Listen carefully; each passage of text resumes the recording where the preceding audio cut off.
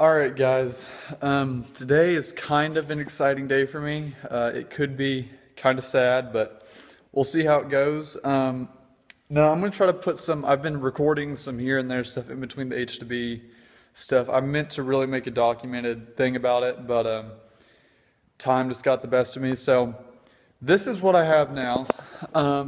Sorry for the mess behind me, but you can see H to B, it's together. But when I'm turning it over, it feels like there's very little compression. Like over there's just a little D16, Z6, so it may actually have higher compression than this. I'm not sure on the specs on that, but this just really feels like it has low compression even compared to that.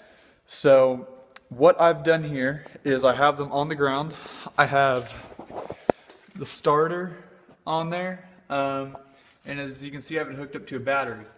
Now, what I have on the battery here is just negative cable off a car, positive cable that came with the starter when I got it, and it's just plugged right onto there. And it has this extra wire here, which is supposed to go to the fuse box. But in this case, it's going to be our excite wire. So this is our ground here. I'm actually surprised that this is a good enough ground, but I did just bump it to see if it would move, and it did. But this is what I'm doing. I'm doing a compression test on the ground out of the car. I have my compression tester right here. And on my other video, I showed you how to do a compression test, but so you'll know that I have to hold the throttle open and do the excite wire. So I'm going to set the camera elsewhere, but we're going to see if this thing has compression. Like I already showed you, got positive, negative, and this is going to be our excite wire. And if you look on the starter, there's a little terminal there that looks like, just a little crimp-on connector could be made to put onto there. And that is your excite.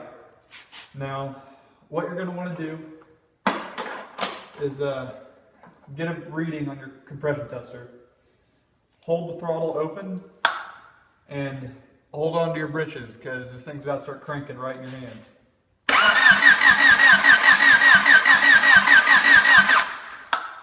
Alright, and right there, cylinder 1, I got 120, which is pretty low. So I'm going to I'm going to write that down, first of all, and then I'm going to try to decide if I want to move on cylinders or wet test it first.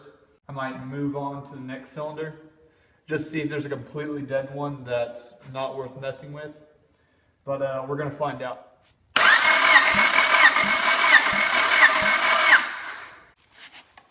And that was 120 also.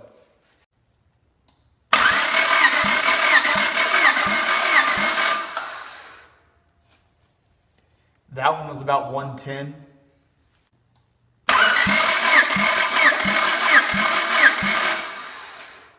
And that's a little bit, that doesn't make me happy, really, to see that this one was 150. Now what will make me a little bit happier is if when I go back to wet test it, that these cylinders rise to 150 and this one stays around 150.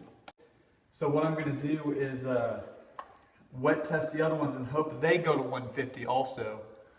Or, I really hope everything goes higher and where it all should be, but it's unlikely. So we're going to see where this goes. We're going to go ahead and do it again. Let's see, in hopes. Yeah, 130 on that one. And I rounded up a bit. Cylinder 1 was about 140, 145, but still looking at 150. You're pushing that 15% range.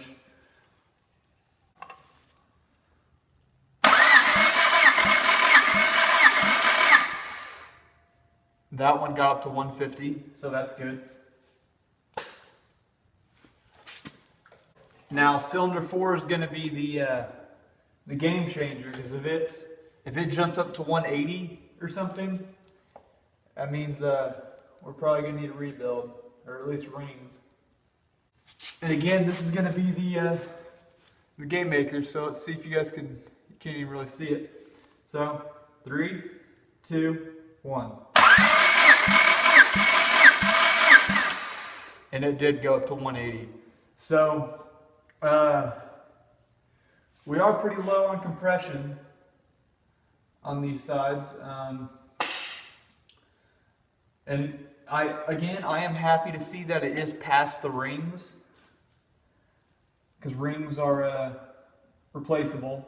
I was happy it wasn't rods that were bent or anything like that, or valves that were bent, anything like that. So I'm happy to see that, but I'm not happy to want to probably have to tear this open. I'm deciding on whether I will or just run it how it is. But it was good to see that it did come up with wet test. Just I'm not super happy that this cylinder came up a lot individually. With that, I'm going to thank you guys for watching, and I hope this helped you do a on-the-ground compression check on your car, and it was kind of an update on my project.